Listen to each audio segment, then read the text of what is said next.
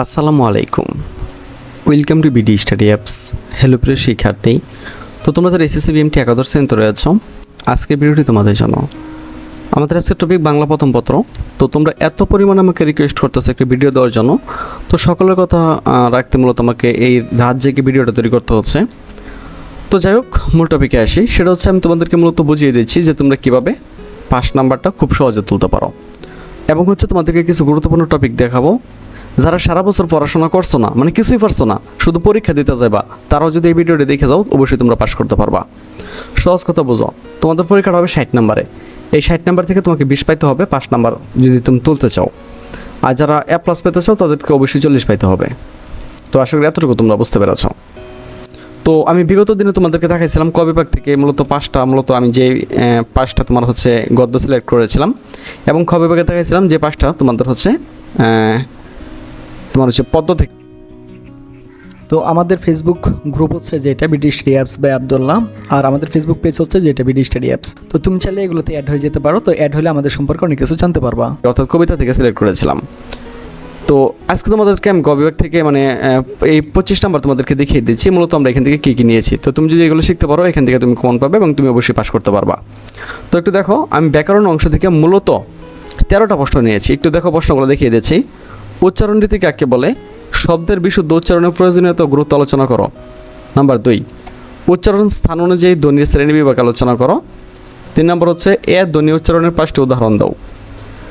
4 নম্বর হচ্ছে উপসর্গের অর্থবাচকতা নেই কিন্তু দ্যোতকতা আছে, উদাহরণ সহ আলোচনা করো। 5 নম্বর হচ্ছে উপসর্গ কাকে বলে? উপসর্গের প্রয়োজনীয়তা ব্যাখ্যা করো। 6 নম্বর, প্রকৃতি ও প্রত্যয় কি? প্রত্যয়ের শ্রেণী বিভাগ আলোচনা করো। প্রকৃতি ও প্রত্যয়ের মধ্যে 3টি পার্থক্য দেখাও। সমাস কাকে বলে? সমাস কত প্রকার ও কি? একটি সার্থক বাক্যের কি গুণ থাকার দরকার আলোচনা করো। বাক্যের কয়টি অংশ ও কি আলোচনা করো। গঠন অনুযায়ী বাক্য কত প্রকার ও কি আলোচনা করো। সরল বাক্য ও যৌগিক বাক্যের মধ্যে পার্থক্য নিরূপণ করো। তুমি চাইলে এটা একটা স্ক্রিনশট দিয়ে নিতে পারো। এরপর আমি কিছু পারিভাষিক শব্দ দিয়েছি। তো পারিভাষিক শব্দগুলো তোমাদেরকে একটু দেখিয়ে দিই।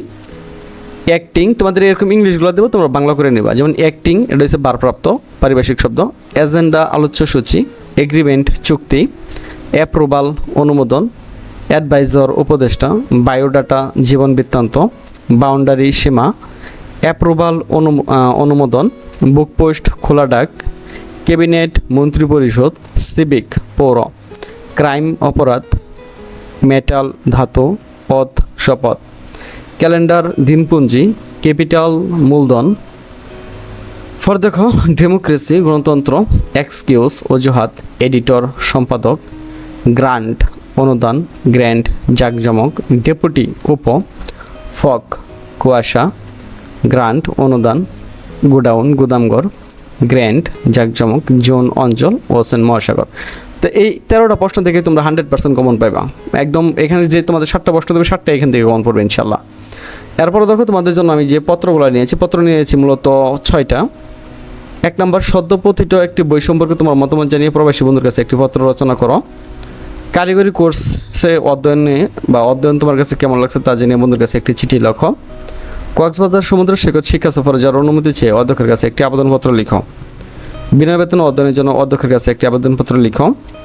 তোমার এলাকার বিদ্যুৎ সরবরাহের জন্য সংশ্লিষ্ট কর্তৃপক্ষের নিকট একখানা আবেদনপত্র লিখো। এরপর হচ্ছে প্রাইভেট কোম্পানিতে হিসাবরক্ষকের শূন্য পদে চাকরি প্রার্থনা করে একখানা আবেদনপত্র লিখো। এখন দেখো, যে এতগুলো প্রশ্ন তুমি উত্তর কেমনে খুঁজে বাই করবা? এগুলো আরও ঝামেলা না? ব্যাপক ঝামেলা। তো আমাদের সাজেশনে এগুলো হচ্ছে একদম উত্তর সহ রয়েছে, তোমাকে কোনো চিন্তাই করতে হবে না। আর দ্বিতীয়ত দেখো, আমাদের সাজেশন যারা নিচ্ছে তারা এখানে ধুমসে ক্লাস করতেছে, তাদেরকে বুঝিয়ে দেওয়া হয়েছে সব কিছু, পরীক্ষায় কী লেখলে, কীভাবে লেখলে ভালো নাম্বার পাওয়া যায়, ঠিক আছে? একদম কত কিছু তারা এখান থেকে শিখতেছে। তো তুমি যদি আমাদের সাজেশন নেও, তাহলে কিন্তু তোমাদেরকে আমরা এখানে অ্যাড করে দেবো, ঠিক আছে? আর সাজেশনের তো দাম তো আহামরি কিছু না। সামনে ইংরেজি পরীক্ষা আছে, হিসাব বিজ্ঞান পরীক্ষা আছে, গণিত পরীক্ষা আছে, ওইগুলো তো ভালো করতে হবে না? তো তুমি যদি এগুলো খুব সহজে শিখতে চাও, তাহলে কিন্তু আমাদের সাজেশনগুলো নিতে হবে। নিলে কিন্তু তোমাদের অ্যাড করে দেবো। দেখো, পরীক্ষায় কীভাবে লিখলে ভালো নাম্বার পাওয়া যায়, তো এখানে কিন্তু তারা কিন্তু ধুমধাম শিখতেছে, ঠিক আছে? তো তুমি কিন্তু পারবা। আর সাজেশন কিন্তু আমাদের একদম এগুলো কিন্তু একদম উত্তর সহ, ঠিক আছে? এগুলো কিন্তু একদম উত্তর সহ। তাই তুমি যে আমাদের সাজেশন নেও, তাহলে এগুলো নিয়ে তো চিন্তা করতে হবে না। তারপর দেখো, ভাব সম্প্রসারণ নিচে 4টা মাত্র। চরিত্র মানব জীবনের মুকুট স্বরূপ, বর্ণের বর্ণ সুন্দর শিশুর মাতৃ করে, মঙ্গল করিবার শক্তি দন বিলাস নহে। তুমি অদম্য তাই বলি আমি উত্তম হইব না কেন। তো তোমাদের জন্য এই প্রশ্নগুলো দিলাম, এই প্রশ্নগুলো একটু ভালো করে শিখে যাও, এখান থেকে তোমাদের কমন পড়বে, আর এখান থেকে তোমরা তোমাদের 5 নাম্বারটা তুলে ফেলতে পারবা। ঠিক আছে, তো আশা করি তোমাদেরকে বিষয়গুলো বুঝাতে পেরেছে। এখন কথা হচ্ছে তোমরা পরীক্ষাতে কীভাবে 5 নাম্বারটা উঠাইবা, সেটা হইতেছে তোমরা ব্যাকরণ অংশটা আগে লিখে ফেলবা। ঠিক আছে, তোমরা ব্যাকরণ অংশটুকু আগে লিখে ফেলবা। তো এই ব্যাকরণ অংশটুকু 25 নাম্বার আছে, এই শুধু এতটুকুর ভিতরে তুমি যদি এখানে এইগুলো শিখে ফেলতে পারো 25 থেকে তুমি মিনিমাম 15-16 পেয়ে যাবা।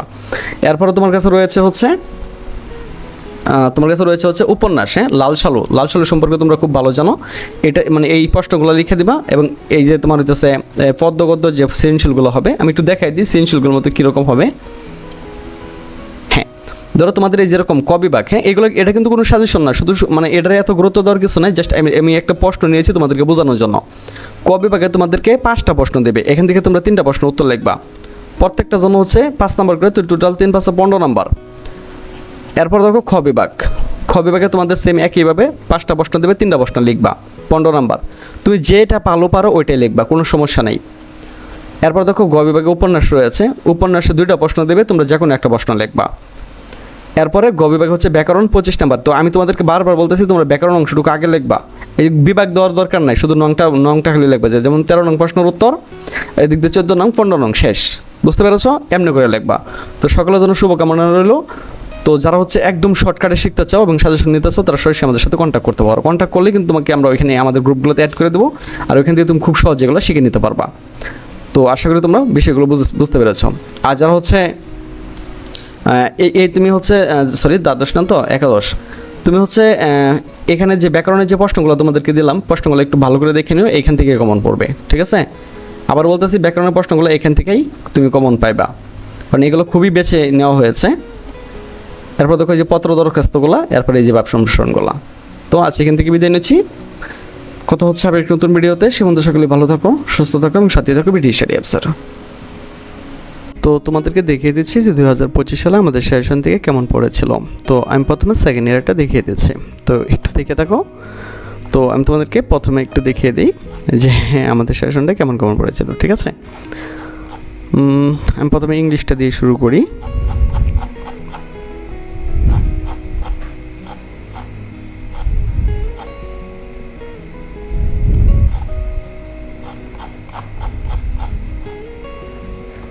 ওকে, তো দেখে নাও 2025 সালে আমাদের সেশনটা কেমন কমন পড়েছিল। প্রথমে তোমাদেরকে ইংরেজিটা একটু দেখিয়ে দিচ্ছি।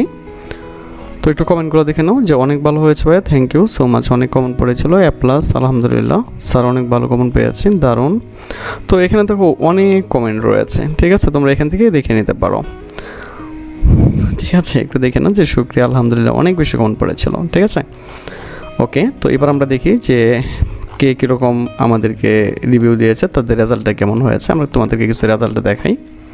তো এখানে কিন্তু তারা এই ক্লাসগুলো করেছিল গত বছর। তো আমি হচ্ছে সরাসরি চলে যাচ্ছে হচ্ছে তোমাদের রেজাল্টটা একটু দেখাই, যে 2025 সালে কে কত পয়েন্ট পাইছিল, তো এটা একটু তোমাদেরকে দেখাই। তো দেখো 4.79, 4.38, 4.25, 4.21, 4.63, 4.04, অর্থাৎ তোমরা এখান থেকে 4 পয়েন্টের নিচে কিন্তু কারোর রেজাল্ট নাই। তো এখানে কিন্তু সবাই কমেন্ট করেও নাই, আর এর মূল কারণ ছিল